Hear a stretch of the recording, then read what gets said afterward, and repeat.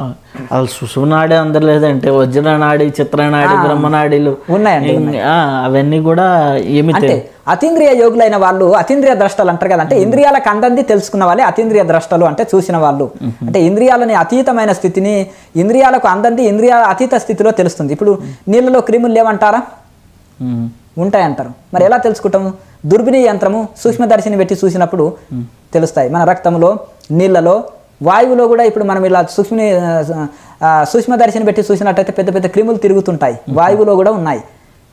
కానీ ఋషులు అంతకంటే సూక్ష్మ విషయాన్ని, మరి ఆత్మ సూక్ష్మాతి సూక్ష్మం, అంటే మనం భగవద్గీతలో కూడా ఇంద్రియాల కంటే మనసు సూక్ష్మము, మనసు కంటే బుద్ధి సూక్ష్మము, బుద్ధి కంటే ఆవల ఆత్మ మహాసూక్ష్మం అన్నారు. అట్టి ఆత్మని సూక్ష్మాన్ని అనుభూతి చేసుకోవాలంటే మరి చక్కగా మనం అట్టి సూక్ష్మాతి సూక్ష్మంగా పోవాలి. మనం ఏదైనా డీప్గా ఆలోచన చేస్తుంటే కళ్ళు మూసుకొని చాలా కాన్సల్టేషన్ చేస్తాం. గతంలో మనం కాన్సల్టేషన్ చేస్తాం. గతంలో మనం కొన్ని విషయాలు గుర్తుకు రావాలంటే, అంటే మనం ఒక రీసెర్చ్ చేస్తుంటే సైంటిస్ట్ ఒక యోగిలాగా అయిపోతున్నాడు.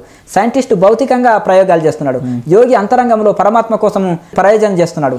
ఇతను ఇంద్రియాలను దాటుకొని పోయి అతీతంగా సాధన చేస్తూ చేస్తూ చేస్తూ సూక్ష్మంగా సూక్ష్మంగా సూక్ష్మంగా వెళ్ళినప్పుడు ఎంతో తన్మయత్వం పొందుతున్నాడు, ఎన్నో అనుభవాలు పొందుతున్నాడు. ఆ యొక్క అతీతమైన స్థితిలో మనం పరమాత్మను అనుభూతి పొందుతుంటాడు. ఇప్పుడు ఇట్లా చేస్తుంటే చూడండి, ఇప్పుడు మనం నది దగ్గరికి వెళ్తున్నాం, సముద్రం దగ్గరికి వెళ్ళినామండి, మొదలు ఇసుకనే కావాలని తెచ్చుకుంటారు. ఇంకా బంగారం తోమే ఇసుక, మెరుగు ఇసుక అంటారు, అది తెచ్చుకుంటారు. పోతే గవ్వలు దొరుకుతాయి, ఇంకా ముందుకెళ్తే పగడాలు దొరుకుతాయి, ఇంకా ముందుకెళ్తే రత్నాలు కూడా ఉంటాయి, ఆ రత్నాలు తెచ్చుకోవాలి. ఆధ్యాత్మికంలో కూడా కొన్ని వాటికే తృప్తి పొందకుండా జ్ఞానరత్నాల కోసం మనము నిరంతరం పరిశ్రమ చేయాలని రమణ మహర్షి వారు అంటారు. అలాగే ఇక్కడ చూడండి, ధ్యానం చేసే వాళ్ళకు సుఖం లభించదా? ఈ అంటే చాలా మంది ప్రపంచంలో స్మోకు, డ్రగ్స్ ఏదేదో చేస్తారు కదండి. ఇవన్నీ ఏంటంటే ఎంజాయ్, నా లైఫ్, నా ఇది నేను ఆనందం కోసం చేస్తున్నా అంటారు. కానీ ఇవన్నీ కూడా అంతకంటే గొప్ప సుఖం యోగి అనుభవిస్తున్నాడు. ఇప్పుడు 5 సుఖాలు మనలో ఉన్నాయి. ఎట్లుంటుందంటే కేచర ముద్ర ద్వారా కొండ నాలుకని తగిలిచ్చినప్పుడు గొప్ప స్పర్శ సుఖము అమృతంను గోలుతుంటాడు. అమృతం గోలితే అప్పుడు ఆ నాలుక రుచులు కోరదు. ఇంకా జిహ్వా గ్రంథి భేదనం జరుగుతుంది, అక్కడ జిహ్వని జయిస్తున్నాడు. అలాగే మూల గ్రంథి భేదనము మహాముద్ర వలన జరుగుతుంటుంది, హృదయ గ్రంథి భేదనము ప్రాణాయామం వలన జరుగుతుంది. 3 గ్రంథుల భేదనం ముక్తి లభిస్తుంది మనిషికి. అలాగే ఇక్కడ తర్వాత ఒక నాదము పుడుతుంది. ఈ ప్రాణము అపానం వచ్చి ఇక్కడ చేరినప్పుడు 2 లయమైనప్పుడు ప్రాణము యొక్క ప్రాణవాయువు గుణం ఏంటంటే అపానవాయువుని ప్రాణవాయువుగా మార్చే శక్తి ప్రాణవాయువుకు ఉంటుంది. ఆ శక్తి ఉంటుంది. ఈ 2 లయం అయిపోయినప్పుడు ఇంకా బయటి శ్వాస ఇవతలికి రాదు, అవతలి శ్వాస ఇవతలికి వెళ్ళదు, లోన స్థిరమైపోతుంది. స్థిరమైపోయినప్పుడు ఒక నాదము పుడుతుంది. అందులో నాదము మొదలు అది కలిసే ముందు నాదం పుడుతుంది. నాదం ఒకసారి పుట్టిందంటే శరీరంలో పోదు, అది ఎప్పుడు 24 గంటలు ధ్యానం చేసినా చేయకుండా వినగలుగుతాడు. అది దాన్ని బట్టి దేహం ఎప్పుడు వదిలేదు కూడా. నాదము దేహం వదిలే ముందు యోగికి తక్కువ అయిపోతుంది, నేను త్వరలో దేహం వదులుతున్నానని ప్రకటిస్తాడు యోగి. అలాగే నాద సుఖం పొందుతున్నాడు, బయటి శబ్దాలు అతనికి రుచించవు. శబ్దం ఉందిగా, స్పర్శ నాలుక ద్వారా కొండ నాలుకని తాకించి స్పర్శ సుఖం పొందుతున్నాడు. అంతకంటే స్పర్శ సుఖం ఇంకెక్కడ లేదు. అలాగే శబ్ద స్పర్శ రూపము ప్రాణము అపానము తీసుకొచ్చి ఇక్కడ నిలబెట్టినప్పుడు మనకు అరుణోదయ సూర్యుడు మొదలు చీకట్టుకుంటాం ధ్యానం చేస్తుంటే అమావాస్యలాగా. అలా అరుణోదయ సూర్యుడు లాగా వస్తాడు, అంటే బంతి వల్ల ఎర్రని బంతి లాగా ఉదయం వస్తాడు కదా సూర్యుడు. అలా పెరుగుతూ మధ్యాహ్న సూర్యుడి వలె కోటి సూర్యుల తేజం మనలో ఆత్మ చైతన్యమును దర్శిస్తాము. అంతకంటే వెలుగు ఇంకెక్కడ ఈ ప్రపంచంలో లేదంటాడు. ఆ వెలుగులోనే, ఆ చైతన్య జ్యోతిలోనే మనం లయమైపోతాం. అది సమాధి స్థితి.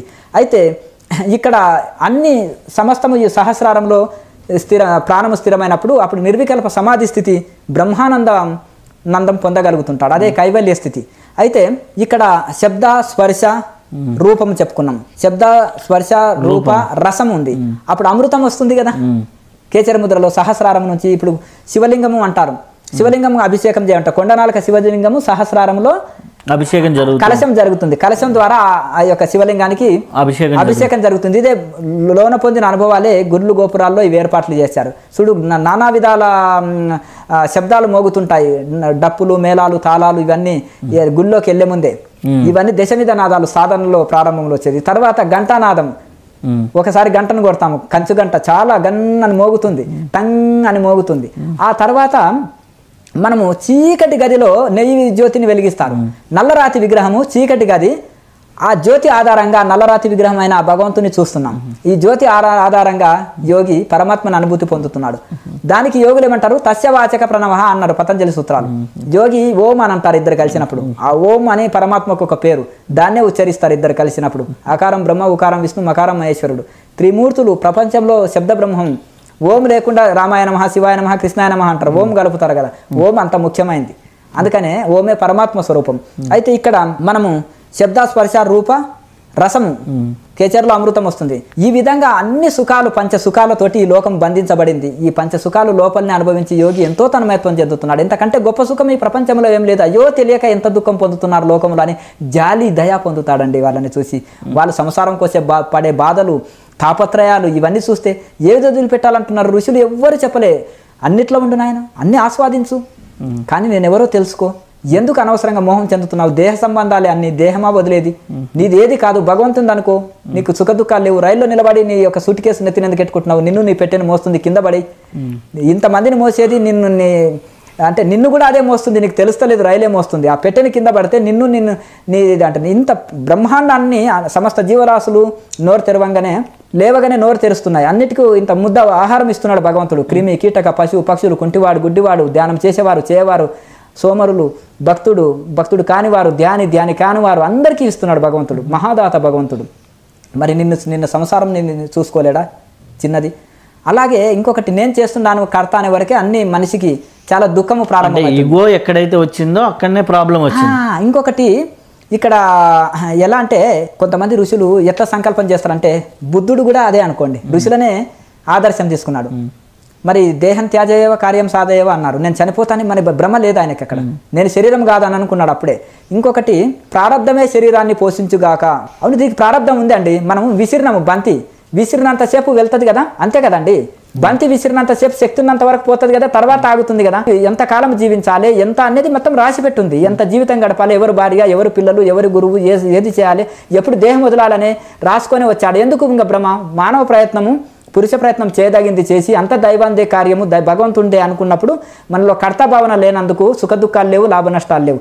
అయితే ఇక్కడ మనం కర్తను అనుకోవడం వల్లనే దుఃఖం ప్రారంభమైంది. అయితే ఇక్కడ మనము నిరంతరము ఆ విధంగా చేయడం వలన ఈ కర్మలు అన్నీ కూడా యోగం అవుతాయి చక్కగా. అంటే ఇక్కడ క్రియ అంటే శ్వాసక్రియ ఉంది కదండి. ఇంద్రియాలు చేసేటివన్నీ కూడా సకామ కర్మలు. ఇంద్రియాలు స్టాప్ చేసి కూర్చునేదే నిష్కామ కర్మ. ఇంద్రియాలతో చేసేది కాదు ఇది. ఇంద్రియాలు లయం చేయడం కోసం చేసేదే క్రియ. ఇంద్రియాలు లయడం ఇప్పుడు కూర్చుంటున్నామండి, శ్వాసక్రియ చేస్తున్నాం, ఇది కూడా కర్మనే. ఈ శ్వాసక్రియ చేస్తూ శ్వాస నిశ్చలమైన స్థితిలో ఉండడమే ఈ క్రియా పరావస్థ అంటారు. ఇది క్రియా అవస్థ, క్రియా పరావస్థ. శ్వాసక్రియ లేని స్థితి. అయితే ఇంద్రియాల ద్వారా క్రియాలతో చేసేట అన్ని పనులు కూడా క్రియ అనబడుతుంది. అయితే నిష్క్రియ స్థితి అంటే ఇప్పుడు ఈ సాధననే ధ్యానమే నిష్కామ కర్మ. అంటే ఇంద్రియాలను సైతం జయించిన స్థితి.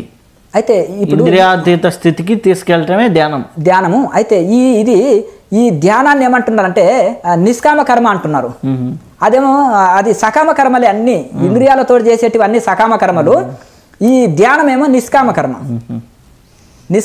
ఈ నిష్కామ కర్మ చేస్తూ నైష్కర్మ స్థితిలో లభిస్తుంది. నైష్కర్మ స్థితి అంటే కర్మ లేని స్థితి. ఇది నిష్కామ కర్మ. ప్రాణాయామము, ధ్యానం అనేది నిష్కామ కర్మ. నిష్కామ కర్మతోటి నైష్కర్మ స్థితి, సమాధి స్థితి కలుగుతుంది.